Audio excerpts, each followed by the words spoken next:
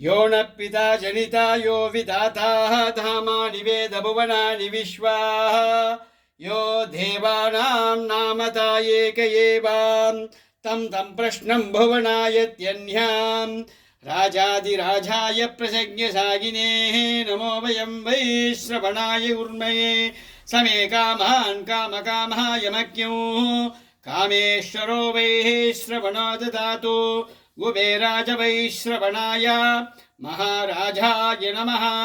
यो वेदां ब्रह्मणो वेदाम् अमृतेनामृताम्बुरिः तस्मै ब्रह्म